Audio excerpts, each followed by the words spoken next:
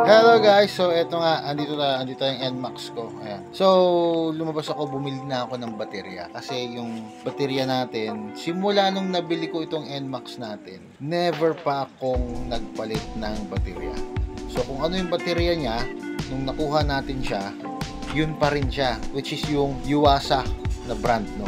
At sa pagkakaalam natin, ang Yuasa brand ay isa sa talagang magagandang baterya. Imagine mo, nabili ko siya 2019, 2024 na ngayon.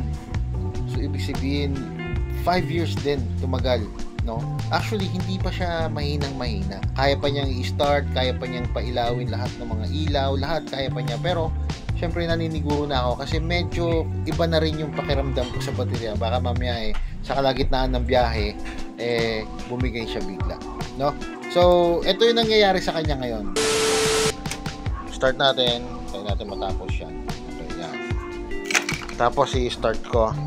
Pakinggan nyo ha.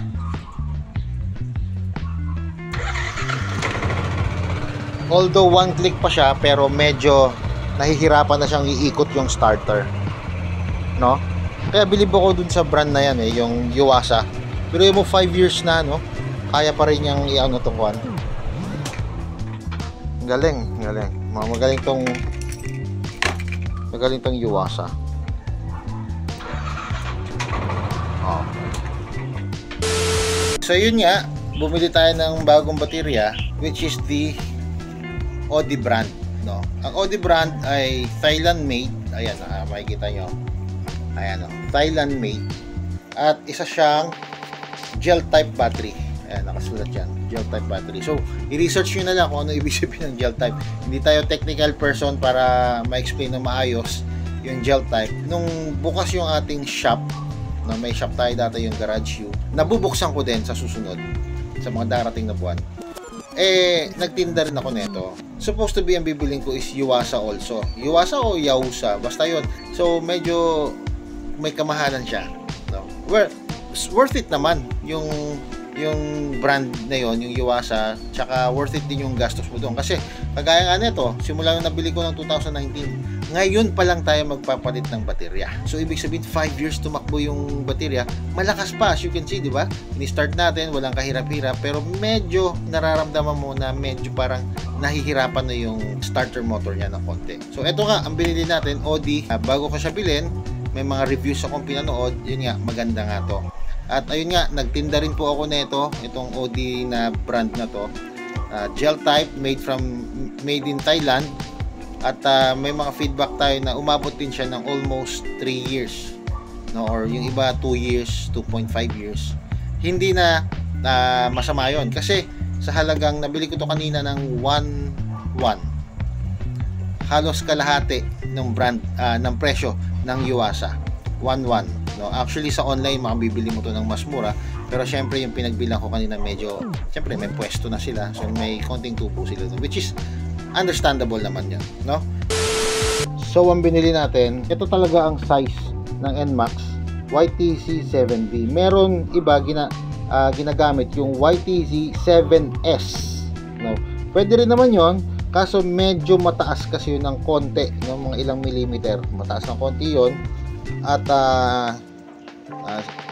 yun nga, medyo mahihirapan kayo isara yung cover ng inyong battery cover.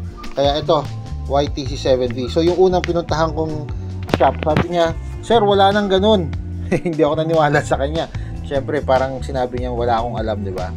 Sabi niya, ito nang labas na YTC, ng Audi, YTC 7S. Sabi ko, hindi. Meron pang YTC 7V. Hindi naman pwede mag-ano yan. Ayaw niya maniwala sa akin kasi yun daw ginagamit niya sa NMAX. Which is pwede rin naman kaso medyo mataas yun ng ng konti. Pagbukas mo, ayan, meron siyang siyempre tornilyo. Ayan. Okay. Ayan siya. Sa plastic at dapat meron talaga nito. Alright. So, ikakabit ko ito. Pagkatapos, i-start natin para may pakita ko sa inyo yung difference nung, syempre medyo mahina na yung Yuasa at saka ng bagong gel type na Audi. Alright?